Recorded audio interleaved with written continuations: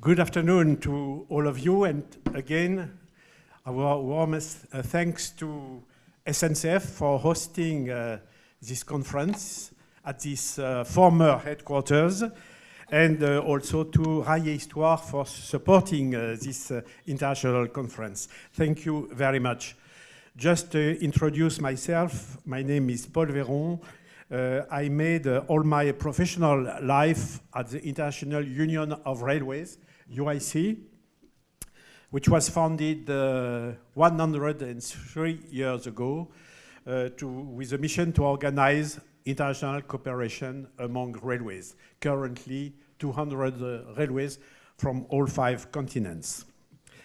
So, since the beginning of this conference, we have been dealing with the origins of railways, the foundation in 1925 in Britain, and the following developments in Britain, in Europe, and mainly in Europe today. And it's time now to maybe to take some distance from the past and to come into the following decades, periods, and to consider what are for today the main objective of railways. Do they still meet the same objectives as they did before, or do they follow new goals, new targets in the present period?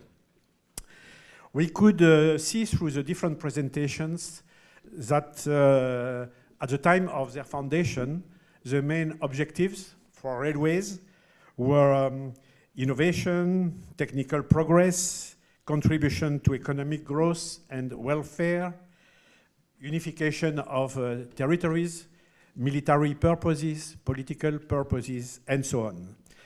The question of this session is, where are we now with the railways 200 years after their creation in Europe and in the rest of the world? The former mission of the railways have been largely questioned by recent evolution. First, the relative decline of railways, and after that, the rebirth of Renaissance that was also mentioned, thanks to the appearance of disrupting technologies, in particular in the field of high speed, where railways have become faster, safer, more energy efficient transport mode. Railways have got a new role also with the emergence of the notion of sustainable development and all the consideration about the future of transport, the future of mobility, and the role that railway can play in this context, as well as in Europe, as in other parts of the world, because we know that there is a rebirth, a renaissance of railways on all 5 continents, thanks to the new developments for passengers, also for freight with big corridors and so on. So I'm very happy to welcome on this table our 2 speakers of this afternoon. On one of my side, Laurent Tissot from University of Neuchatel, Switzerland, specialist of history of economy, history of tourism, is right? Yes. Yes. And Arnaud Passalacqua, who is also engineer and professor, and an expert as a professor of mobility at the Paris Est-Créteil University. And we will deal with the 2 topics: building a Europe of railways. How far are we in this field? And after that, we will speak about exporting European high-speed rail to the United States, success or failure, or you will speak us about perspectives. So, Mr. Laurent Tissot, welcome, and you have the floor. Thank you. I will take the floor. Thank you very much, Mr. President, for this introduction. Yes, in 20 minutes. I'm sure so. First of all, my presentation will be old-fashioned because I have no PowerPoint. so you are forced to see me and to hear me because of different reasons. My topic is difficult to visualize otherwise than to present my text. So my topic is, I will ask one question: is Europe railways an unfinished dream? And as we heard today, the spread of the railway in Europe and elsewhere was influenced by multiple factors: technical, commercial, economic, military, political, geostrategic, cultural, etc., etc. And while national and even nationalist aspects played a predominant role in the beginning, transnational thinking gradually gained undeniable momentum as networks grew. And however, the interconnection of a multitude of lines, which had been designed since the 1860s, led to more prosaic realities where national values prevailed over technical difficulties.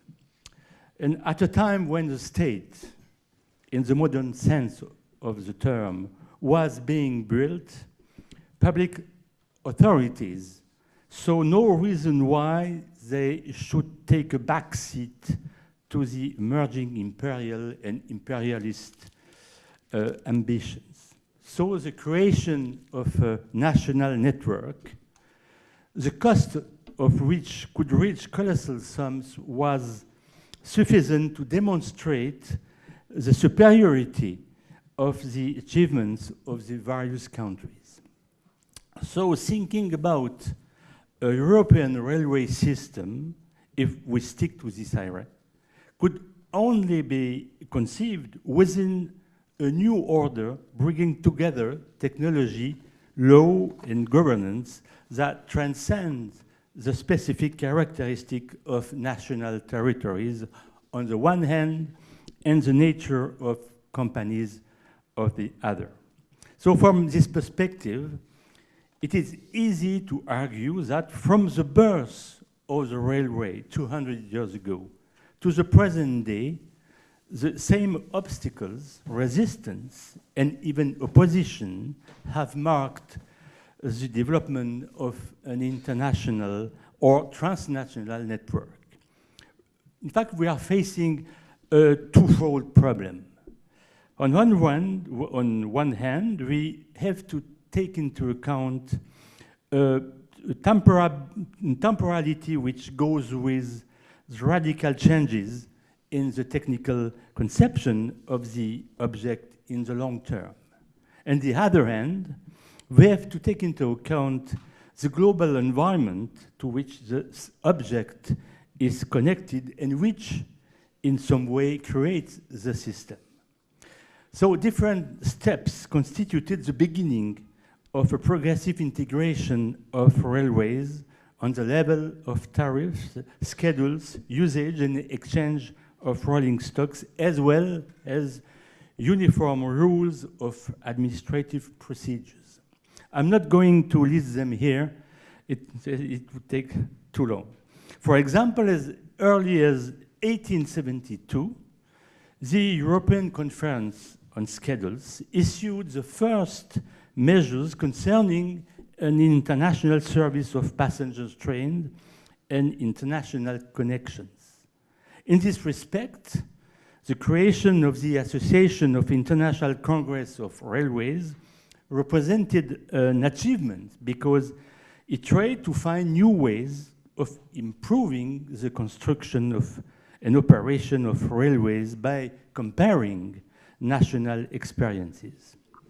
However, when international relations became volatile, political rivalries and national consideration managed to curb initiative and limit the scope of these agreements. Moreover, technical practices are often embodied in durable hardware that can be converted only at a substantial cost. And in several historical cases, such as, for example, that of Spain's broad track gauge, countries have found the cost of conversion to be prohibitive. But that is not the end of the story. Another approach must be considered on this issue. The question of interoperability and standardization cannot be resolved solely on the basis of the juxtaposition of national systems, because the international dimension of the railway is not just the sum of different national systems. The internationality of the railway has to be considered as an experience in itself, requiring specific tools in terms of infrastructure, rolling stock, management, commercial and industrial strategy, technical choices, accountancy, and so on. This means that a new system of railway has to be created. And a very interesting example of this kind of procedure can be found in the Central Office of International Transportation. Created in 1893, this office can be clearly considered as one of the first achievements of an international system of railway going beyond the juxtaposition of national experiences. It is clear that with the emergence of a unit of railway action on an international scale, the commercial standardization is certainly far less spectacular than the technical standardization, both with regards to the cost involved and the implications of decisions taken. Its impact is nonetheless decisive, and its study proves to be just as complex. Other than the directly legal in relation to commercial law or diplomatic question which it raises, this complexity stems from the fact that commercial standardization associates a diversity of intervening parties which are not to be found, or to a lesser degree, in technical standardization. Together with the traffic departments of the railway companies and the administrative services involved, the administrative service of the custom, the legal service, etc., the commercial standardization offers a key role to the users, be it the passenger, or in the case of the transport of goods, the consignor, the forwarding agent, or the consignee. All of them intervene directly in the use of the service provided by the conveyor. As consumers, they inevitably need to be consulted in the process. Consequently, the elaboration of commercial standardization on an international level demands the participation of intervening parties whose views are far from being identical and whose interests may not be compatible. At all events, problems are raised which are not necessarily met in the technical standardization. The adoption of the International Convention of Bern on railway transport had already revealed the extent of the problems. It was signed in 1890 by 9 states and marked the creation, in commercial and administrative terms, of a truly European railway. It concerns the inter-transport of goods by rail from one state to another and defines the obligations and rights of the consignor, the consignee, and the carrier. The essential feature of this convention resided in the creation of a new international legal order which replaced, in the private sector and under certain conditions, the internal law of the contracting states. It gave force of flow to international provisions. And to this effect, it created a body, the aforementioned Central Office of International Transport, which was to promote the introduction of provisions and control their application. So this office could serve as court of arbitration in cases under dispute. One of the main tasks of the Central Office was to pass sentences at the request of the parties involved on disputes which may arise between the railways' international services. To this purpose, a court of arbitrations composed of the director of the Central Office and 2 arbitration judges appointed by the Swiss government was instituted in 1893. However, the sphere of the court's competence remained limited. In effect, the court could only brought into action with the consent of all of the companies incriminated in a conflict and was solely concerned with disputes between the companies and the public. If the area of competence of the court remained limited, its sphere of validity was, on the other hand, extensive. In 1914, it covered over 260,000 kilometers of rail and 14 European states. That is to say 71% more than at the creation of the Central Office in 1893. Despite this considerable increase, the court sat very infrequently. If we add up the disputes brought before the court between 1893 and 1914, we reach the number of 18, an average of less than 1 year. The acute sense of disappointment and underlying its surprise drove the Central Office into publishing in its organ, the International Transport Bulletin, appeals urging that use be made of the Court of Arbitration.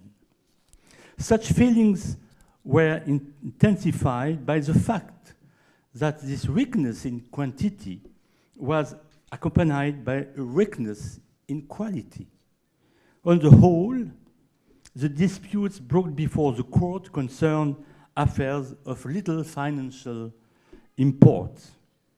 There were disputes dealing with the booking of wagons, the manner in which delays in the delivery of goods should be managed, the delivery of spoiled mushrooms or plums, the delivery of bales of wool incorrectly covered, or the loading of oranges where the terms of the payment on delivery had been incorrectly established.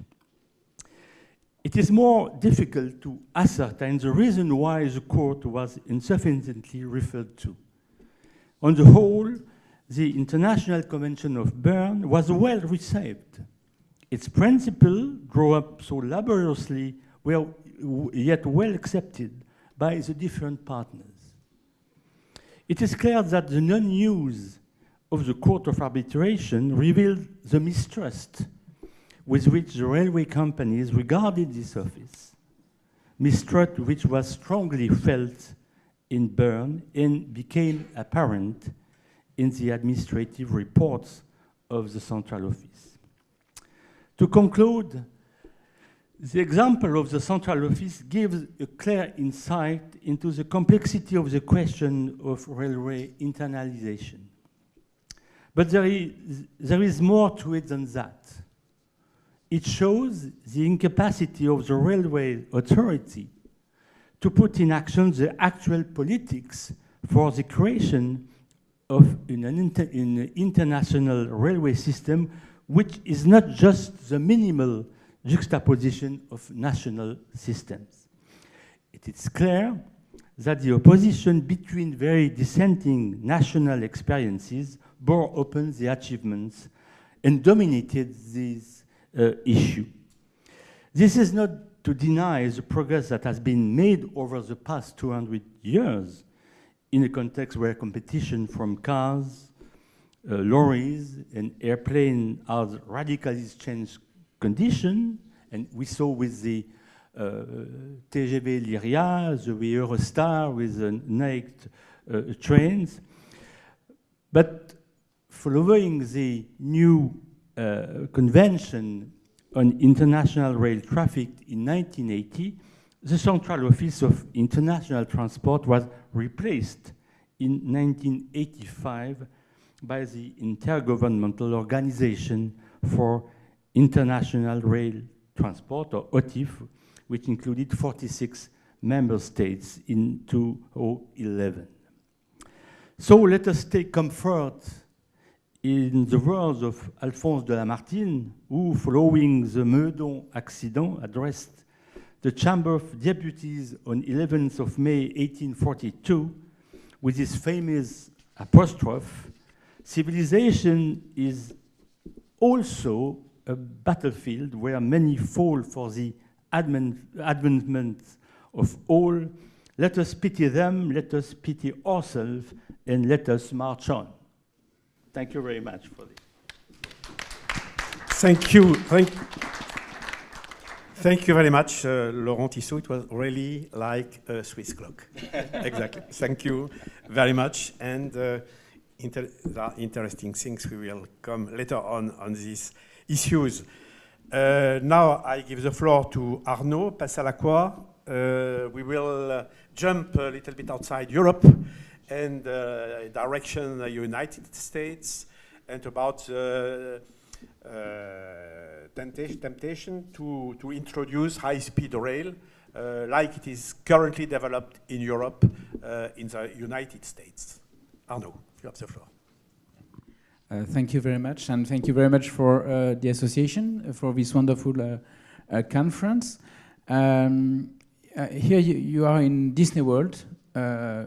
I was never there, so I don't know exactly if it's real, the real picture, but you can find a train which is mainly for entertainment.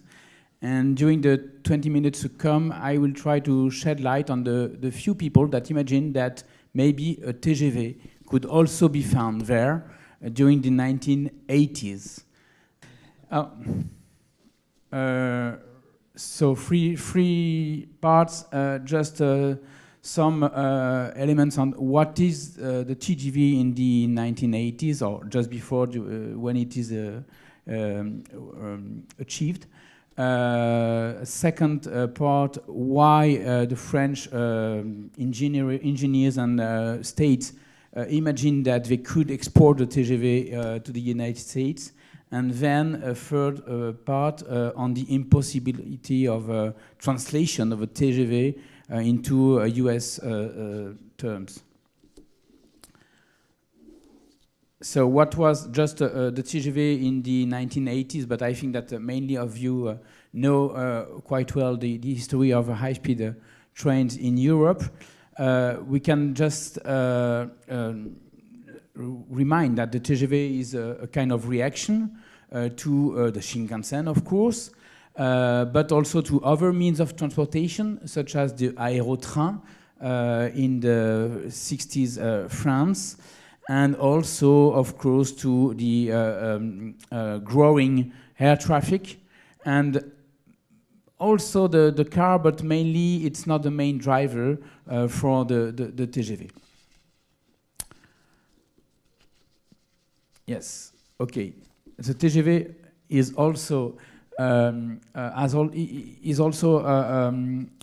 expression of a history of high speed at the SNCF during the 1950s, of course, with the world record of 54-55, and the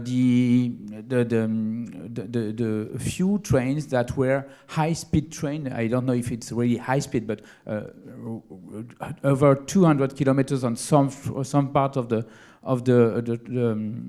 itinerary, between Paris and Toulouse, and Paris and Bordeaux, for instance, but it was a costly and expensive train reserved to a few people. So the TGV is also a project that could be interpreted in terms of business history. It's a business project for a company in order to react to the declining rail market, declining on freight after the crisis of '73, and also cutting the secondary lines. And it's in an attempt to change the image of SNCF, of course, and which was also impulsed by the state, which imposed to the public companies to have a policy in order to make prices much more in the line of the costs. And it is mainly also a revolution inside the SNCF with the creation of the research department, probably influenced by the Shinkansen, but also probably by the US, what happens in some of the US companies at that time. TGV is also, of course, a solution on the territory for a new line between Paris and Lyon. And it is a way to avoid the congested classic line. And the idea is to have a shorter route, a dedicated line, and steeper slopes, fewer viaducts and tunnels, and more powerful trains, so that if you cut the travel time, mainly because the line is much more shorter than the line before. And what's interesting, I wanted to shed much more light on the fact that TGV in France is the result of negotiations. There have been negotiations in France around this project, but afterwards, when they will try to sell it to the US, they won't be able to negotiate because of some different factors that I will explain. Different negotiations have existed in the history of the TGV. One of the main is that the Minister of Economy and who became the president, Giscard d'Estaing, was absolutely not in favor of this project. So he waited. He played a major role in the fact that TGV was not so easy to realize. And second negotiation, it's within the state. You had some part in favor of the TGV, but some other parts of the state in favor of aérotrain, mainly the Datar. So you had also this struggle between two faces of states. You have also a negotiation around the good choice for energy. In fact, as you see here, the first TGV was depending on gas, and there have been a switch which has been done at the good time, in fact, in '74. And also some of the negotiations are more inscribed on the territory. For instance, with the Dijon city, which imposed to have a dedicated line to Dijon because the mayor of Dijon was a minister at that time, very important. And also the negotiation with the commercial and interest in Lyon, which were not totally in favor of the TGV. And the TGV, also a last point on what is this object, has also to be linked with the figure of Georges Pompidou, who is linked to the figure of the car in the French imaginary, but in fact is also decisive for the TGV project, as he has been to the suburban RER and Concorde, of course. So the TGV is also the inheritance of this Gaulo-Pompidolism period, and it is the last object of this period, I think. So that was the the situation in France at that time. And when it happened in 1981, the French interests have already tried to sell it to the US. So we will try to explore this process.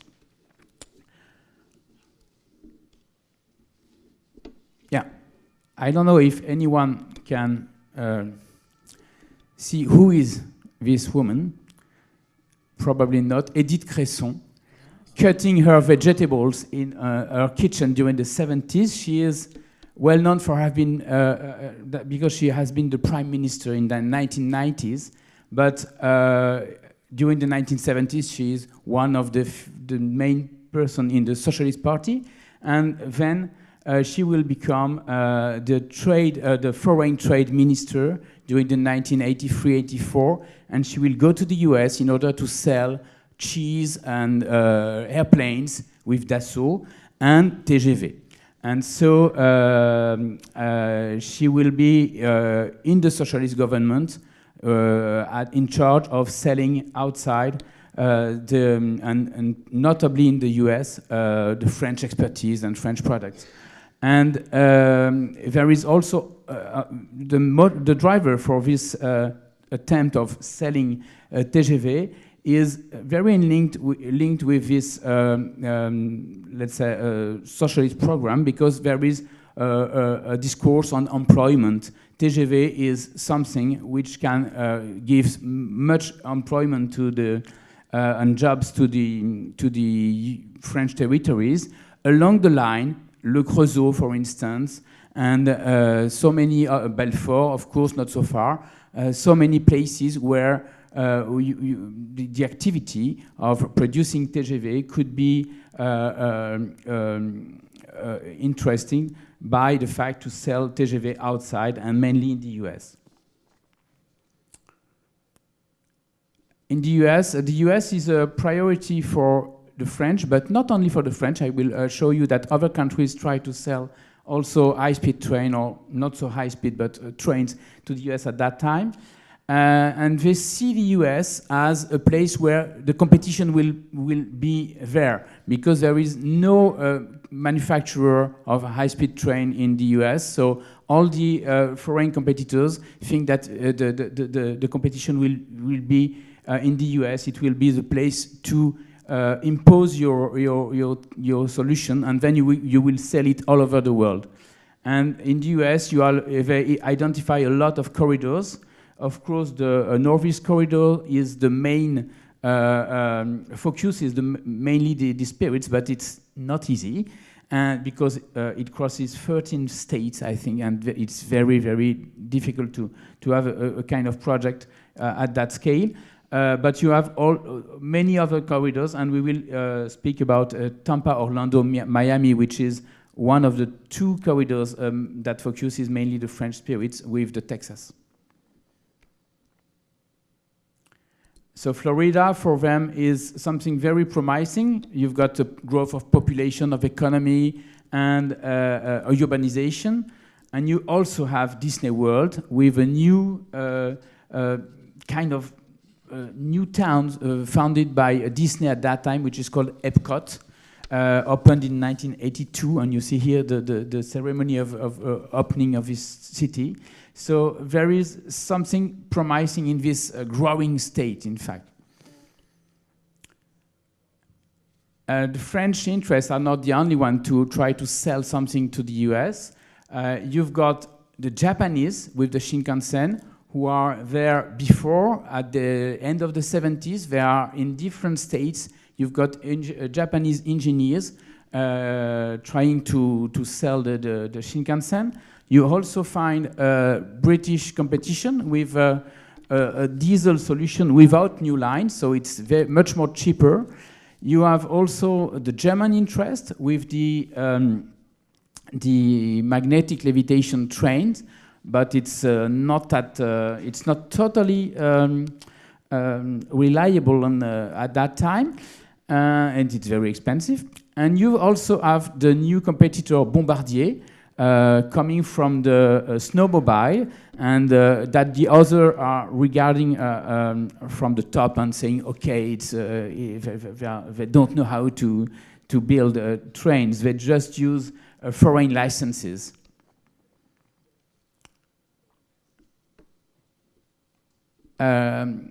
The exchanges of rolling stock between France, and not only rolling stock, but railway matters, in fact, between France and the US, have a long history, in fact.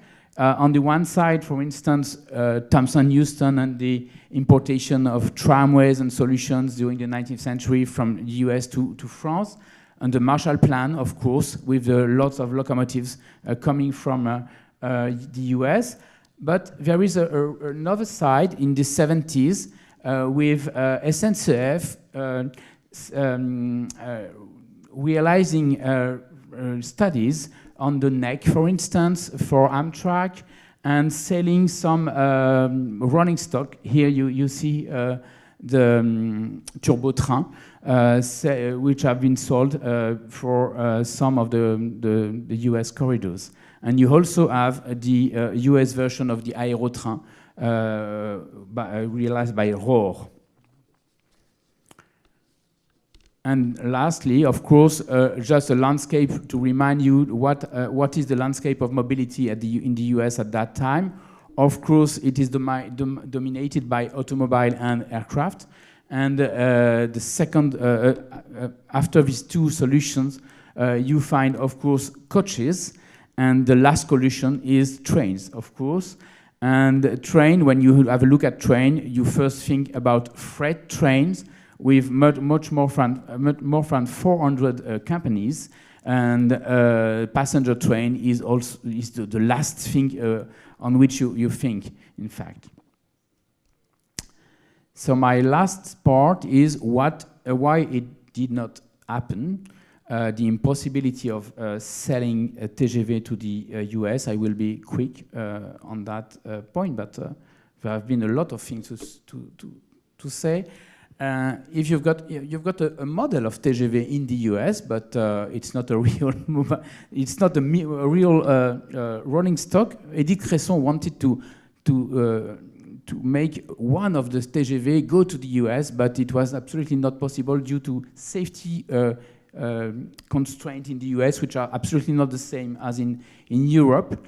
And so the problem of the French was how to present themselves. There were mainly only public companies at that time, SNCF, Alstom, even the bank were nationalized by the socialists, and even you had communist ministers at that time in France. So it was not easy to go in the US and speak with Reagan, in fact, for instance. There have been a lot of tension on that level, which they have chosen to make a little company, TGV company, with a few people, 4 or 5 people, and that guy at the left with Robert Blanchet, who was the former head of the Federal Railroad Administration, was of French origin, but he was, the French think that he was a go-between, he could be a go-between.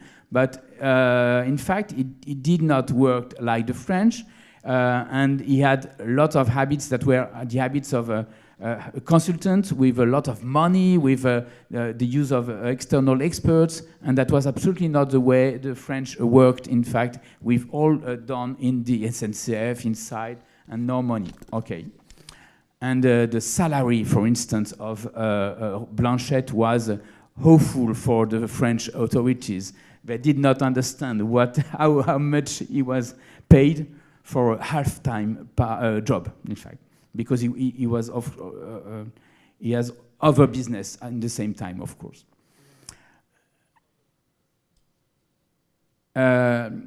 The French wanted first to address themselves at the federal level, because they were at the national level, in fact. The SNCF, the minister, Alstom, all these kind of people were at the national level. So they wanted first to discuss with the government or the parliamentary in Washington.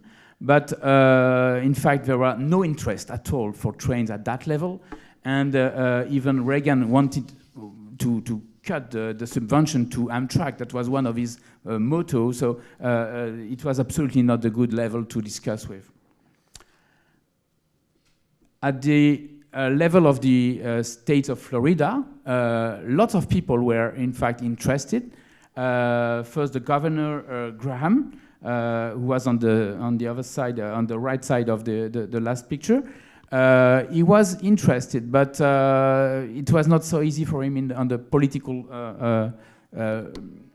level, and a lot of private interests were also implied. People with their own company or self-made man were interested and enthusiastic for the project, and but they didn't want to put any dollar in that project if the state did not assure that this money could be secured by a state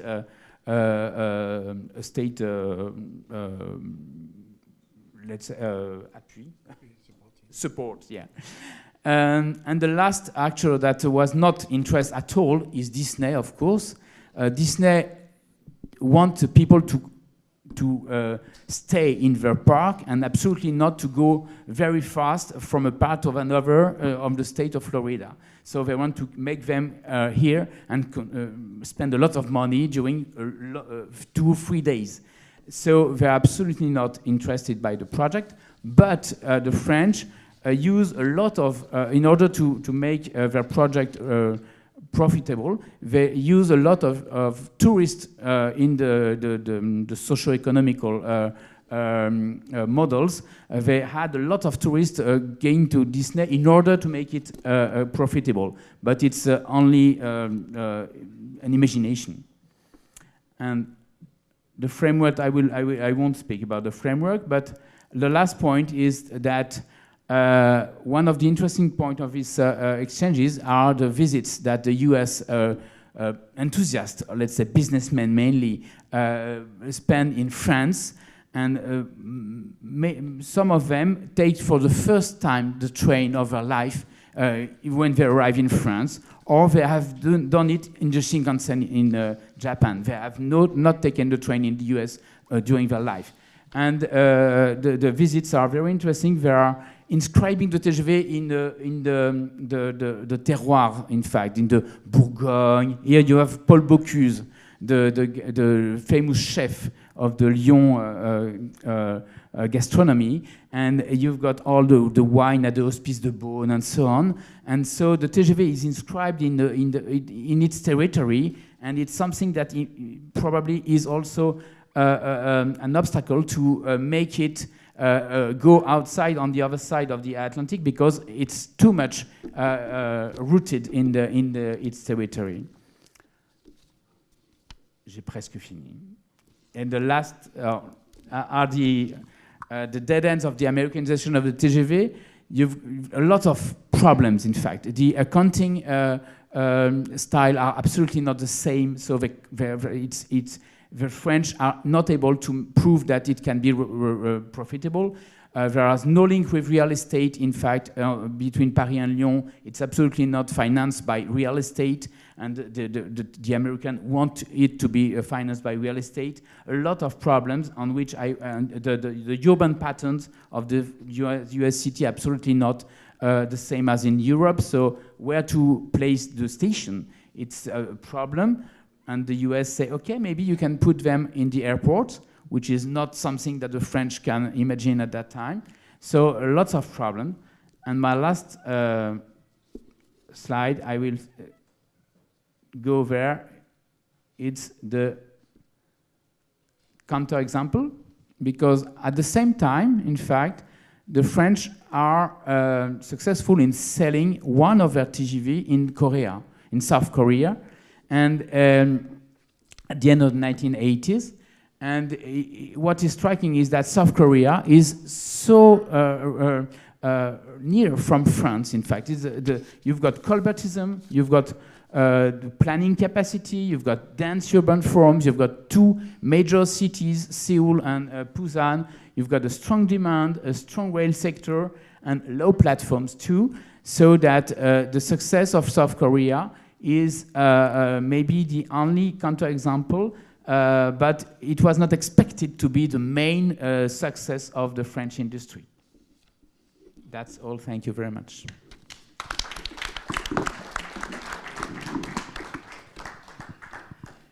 Thank you, Arnaud, and thank you very much to both speakers for the very interesting presentations. Now we have around 20-25 minutes for questions. We must be finished for the next event. We have two points. The first question, why do we not have today a unified Europe of railways? And secondly, why did the introduction of high-speed rail not really succeed in the US, despite the success of high-speed rail all over the world, in China, Japan, Korea, and Turkey, and in many countries of the world? So who has the first question? Yes, the first question, if I may. Just wondering if our colleague who's just spoken could bring us up to date on the situation in the US today. Because as I understand it, the TGV line is being built now between Los Angeles and Las Vegas. Is that correct? Are the French involved? What is the situation today about the Florida line as well, which I understand is moving forward? Yeah, I've been a historian, so I've just worked on the 1980s, the first wave, and in 1989, the French are the last to try to sell their solution during the 1980s, and in 1989 they say, okay, it's not. We will go back to Europe, and we won't succeed at that time. Since then, I think that we heard a lot of projects that have been launched, imagined, designed, and especially during the Obama mandate. But in fact, the only project that have been really open is the train in Florida, which is much more not the high-speed train at the UEC defines, but a train that has been a little more. It's an improved speed, but not a high speed. It's a way that could be the US way to have improved speed, which is not importation of the high-speed model that we can find on the European continent. I've heard about of course, the Californian project, but I've also heard that it is now not so easy to finish it.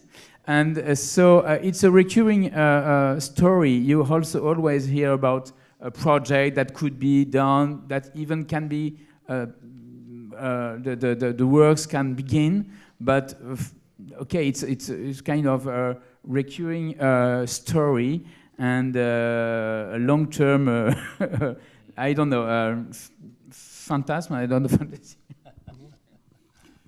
Just maybe in addition, there is also some discussions on the improvement of the Northeast Corridor, which is operated by the Alstom trains Acela, on conventional infrastructure, but there is still discussions either to improve infrastructure or to jump to next generations of trains.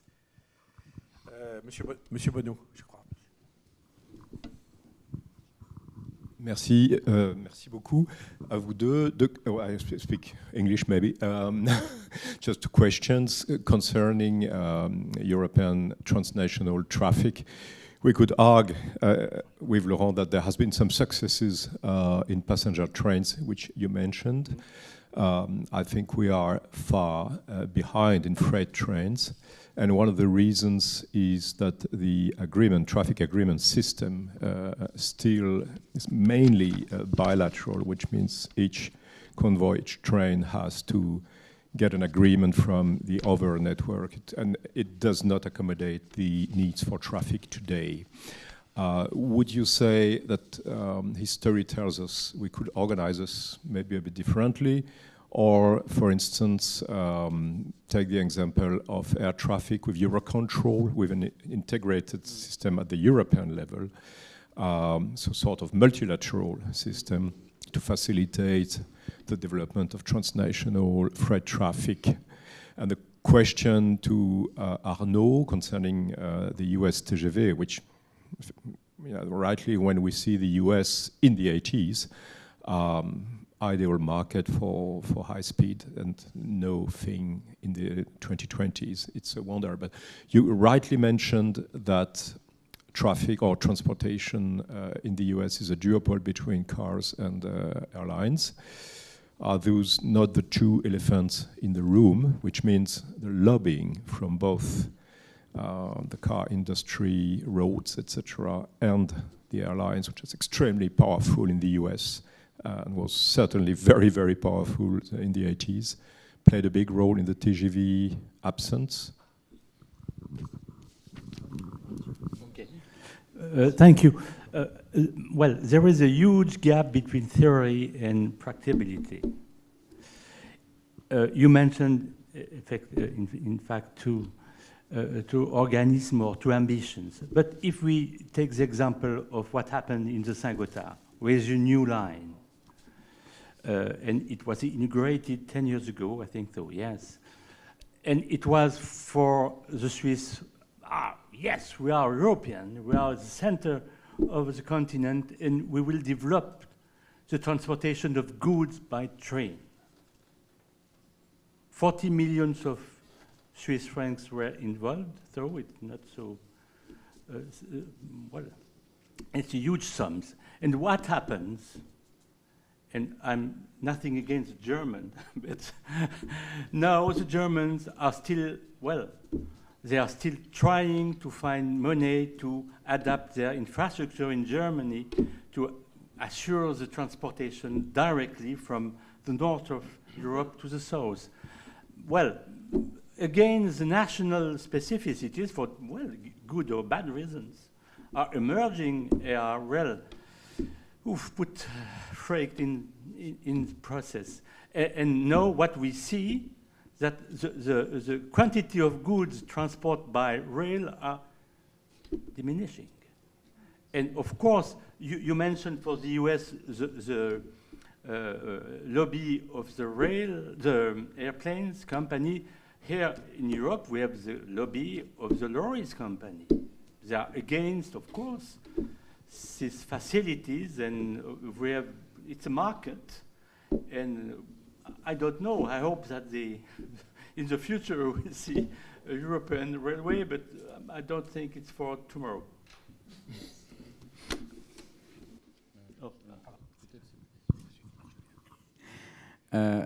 Yes, you're right. I've been very quick, so I didn't speak about this part of the story. But in 1979, there is an important report on the the transport systems in the U.S., which is very which draws a picture of the system, which is dark, in fact, because you've got the oil shock of the 1979, so tension on cars.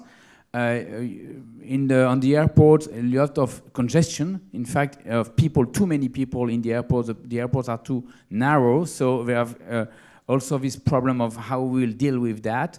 And it's not easy also for the freight companies at the end of the 70s.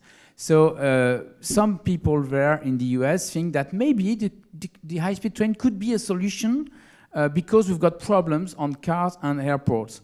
But at that time, it's 79, 80. But when you switch to 81, 82, and so on, and 85, the countershock, oil countershock, the problem of oil is over. You don't know, you had no problem anymore.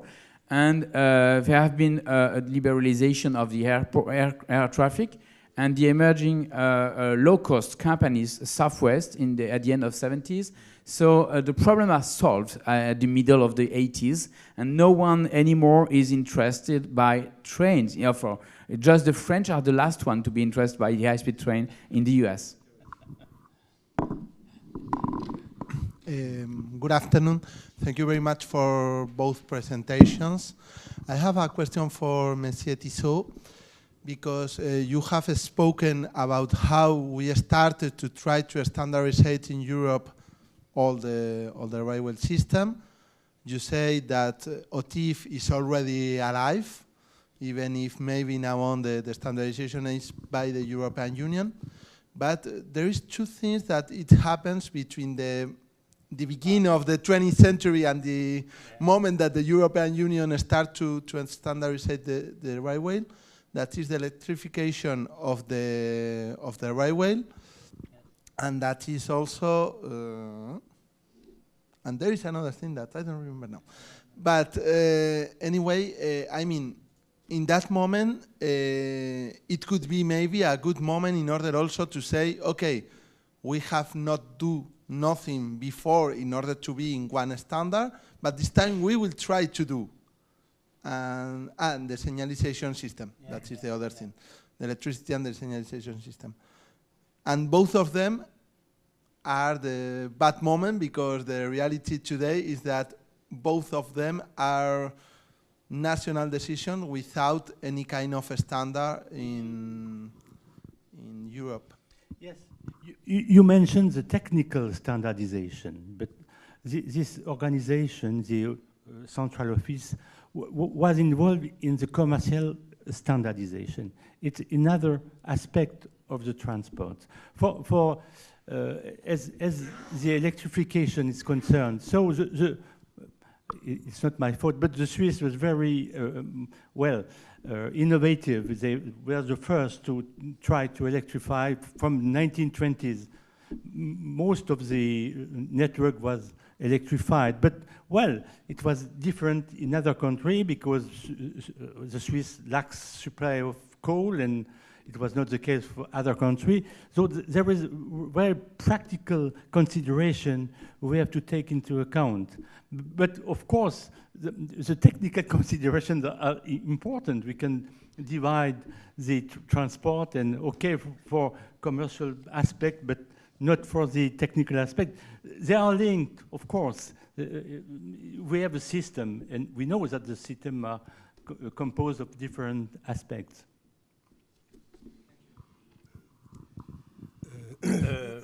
Madame, had you... Attends, j'ai le micro, oui. Ah, le micro. Oui, c'est à propos de M. Arnaud. En fait, vous avez cité, sauf que vous avez oublié que le Maroc a aussi commandé les TGV français. Alors, il fonctionne. Là, je me suis placé dans les années 1980-90. Et ce que je n'ai pas dit, c'est que les Français sont restés assez longtemps aux États-Unis pour faire croire aux Coréens que les États-Unis étaient intéressés par leur TGV. Et c'est ce que on m'a raconté en tout cas. Je ne suis pas sûr. Peut-être c'est une façon de retrouver la face alors qu'ils ont perdu. Mais après, voilà, les conditions d'exportation du TGV au Maroc me paraissent discutables. If I may add a point on the interoperability and technical aspects from my UIC experience, the period of introduction of new technologies, high speed in particular, and automation of traffic management, introduce new obstacles that didn't exist before. These systems were initially conceived as domestic systems, TGV, ICE in Germany, and so on, with no connection between each other. And a very difficult point is traffic management. So now there is efforts of the European Union to generalize the ERTMS, the European Rail Traffic Management System, but it's expensive. It has to be linked to national decisions. And it's true that air traffic, air control is more flexible, more interoperable. All planes are Boeing or Airbus, have the same systems, the same air control. Everything is cheap, and for road is the same. For lorries, you just have to buy a lorry and you cross Europe. For train, it's complicated with regulations and complicated with cost also. Yeah. But the examples of the Eurostar or TGV Lyria, it's a success. So many people take the train. Maybe it's more expensive than the airplane. That's another problem. But people are interested for this kind of distances between Paris and Brussels. So it's not an impossible dream. But this dream is unfinished from my point of view. Madame had asked for. Thank you both. I had remarks that are half question, half comment. I just talking about the question of international interoperability. I'm just thinking in the longest historical view of our meeting today. It made me think of early railway history, where the networks of technical sociability between countries, between French engineers and English engineers, was very important for the development of what they called railway science. And so I just wonder if this kind of tension between the technical and the commercial can be ultimately overcome, because it's a technical system that's very international in its roots anyway. And also it seems that given the reality of climate change, a lot of the dominant travel technologies will need to be questioned. And so there are certain rational reasons why this technology will impose itself, perhaps. And again, going to the United States, we could perhaps hope that the political situation will evolve there, and that the culture will evolve in a way, because I think much of the resistance you described, Arnaud, was cultural, business culture, traditions, ideologies about business models. And I think these are things that one hopes could evolve, because it seems that it's an extremely rational place for this scale of railway to exist. Again, so I don't know if you would agree, either of you, with these things. Well, I agree. But the problem for the England is it was for a long time an island. It's still an island. It's not the case for the rest of Europe. So maybe the problems are different. In theory, I agree, but in practice, it's very difficult. And well, we see the specificities of the countries, and the engineer, French is not in English, not in Swiss, not German, and sometimes it's very difficult. I remember for the convention of Bern in 1890, one of the main problems that Poincaré, he was Minister of Transport, I don't know, or Prime Minister, I don't know, he disagreed I think for 6 months. The negotiation was interrupted because he disagreed with the fact that the Swiss will translate in German the text, and he can't bear this kind of things. He would, no, the French text is the only available, and the Germans say, no, we have to translate in German. So this kind of problem appear, but no, maybe, of course, the things are different. I think we have soon to finish because of the next program, but maybe one more question. No. If I may, I would just make a remark on the last remarks on the future of railways in connection with sustainable transport.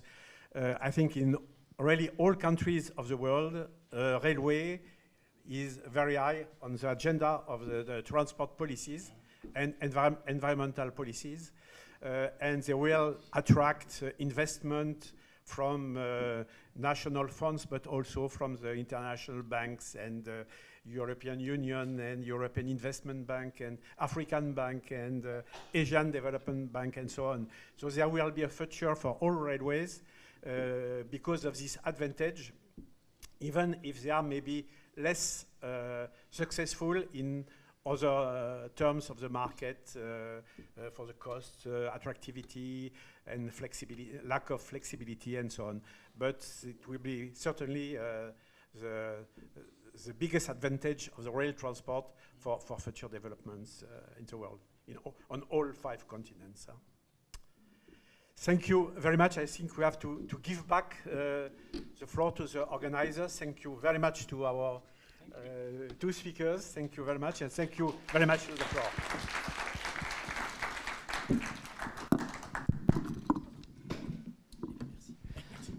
Thank you. So the conclusion is that if you have to sell speed to a country where everybody flies already, you won't be successful, especially if you sell French food. It's that, okay. Well, may I had something that I should have said this morning. One of our topic was, why do we do and like railway history? Why are all these little underpaid ants turning around the same archive for so many years? It's just because, as Professor Caron said, c'est important. And it's very important for us today, and I think that our conference demonstrated it, that especially in the last session, that we have to know a lot and to research a lot to be able to have an appraisal of what is happening around us and perhaps to have an influence on it. Thank you very much.